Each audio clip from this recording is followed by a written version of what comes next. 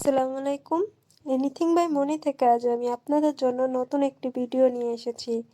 আর আজকের রেসিপি হলো বাবুর্চিদের স্টাইলে মুরগির রোস্ট রান্না করা। আমি এখানে দেশি মুরগি নিয়েছি। আমি এখানে দেশি মুরগিটা ভালো করে ধুয়ে নিয়ে লবণ এবং অল্প মরিচ গুঁড়া দিয়ে ভালো করে ভেজে নিব। মরিচ গুঁড়াটা দিচ্ছি, কালারটা খুব সুন্দর আসে।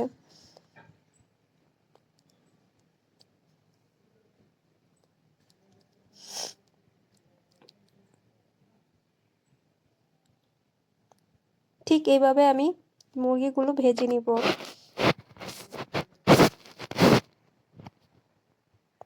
আমি এখন বাদাম সিদ্ধ করে নিব, সাথে কাজু বাদামও দিয়েছি।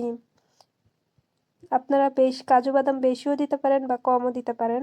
এখন আমি একটি পাত্রে পেঁয়াজ কুচি 3টা দিয়ে দিলাম।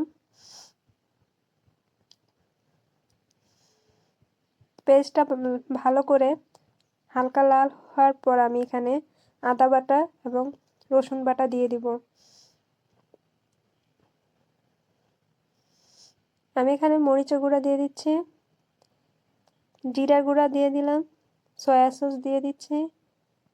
সবগুলো মশলা আমি ভালো করে কষিয়ে নিব। স্বাদ মতো লবণ দিয়ে দিচ্ছি।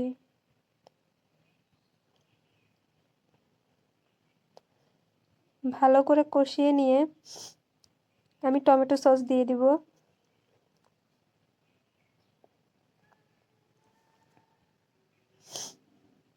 এখন আমি ভালোভাবে কষিয়ে নিয়ে অল্প পানি দিয়ে আরও ভালো করে মশলাটা কষিয়ে নিলাম এবং সিদ্ধ বাদামগুলো আমি বেটে নিয়ে আমি এখন এই মশলাটার সাথে মিক্স করে আরও ভালো করে কষিয়ে নিব। এখন আমি এলাচ, দারচিনি এবং লবঙ্গ, আদা বাটা দিয়ে আমি দিয়ে দিলাম।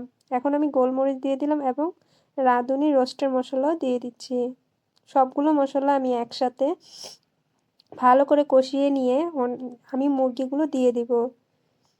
এই কষানো মশলার মধ্যে আমি মুরগিগুলা কিছুক্ষণ ডেকে কষিয়ে নিব। আর আমার রেসিপিটি যদি আপনাদের ভালো লেগে থাকে প্লিজ কমেন্ট বক্সে জানাবেন এবং বাসায় অবশ্যই ট্রাই করে দেখবেন। আর সাবস্ক্রাইব করতে ভুলবেন না।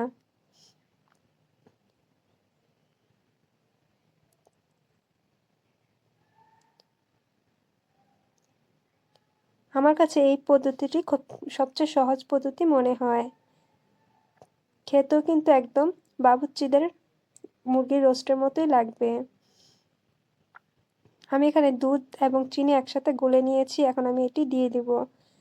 আমি কিন্তু কোনো পানি অ্যাড করিনি, ঢাকনা দিয়ে আমি এই কষানো মশলাটার সাথে মুরগিটা ভালো করে কষিয়ে নিয়েছি।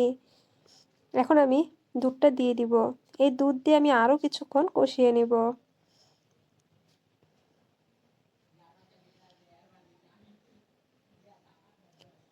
আর একটু মরিচের গুঁড়া দিয়ে দিব, একটু জিরার গুঁড়া দিয়ে দিব। আবার ঢেকে আমি আরও কষিয়ে নিয়ে ঢাকনা ওঠানোর পর আমার মুরগির রোস্টটা ঠিক এরকম হবে। আমি এখন কেওড়া জল দিয়ে দিচ্ছি আর কাঁচামরিচ, আস্ত কাঁচামরিচ দিয়ে দিলাম।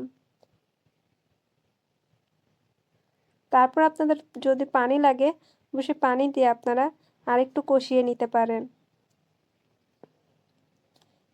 তেজপাতা এবং পেঁয়াজের বেরেস্তা দিয়ে আমি পরিবেশন করে নিব। আমার রান্না হয়ে গিয়েছে আজ এই পর্যন্তই।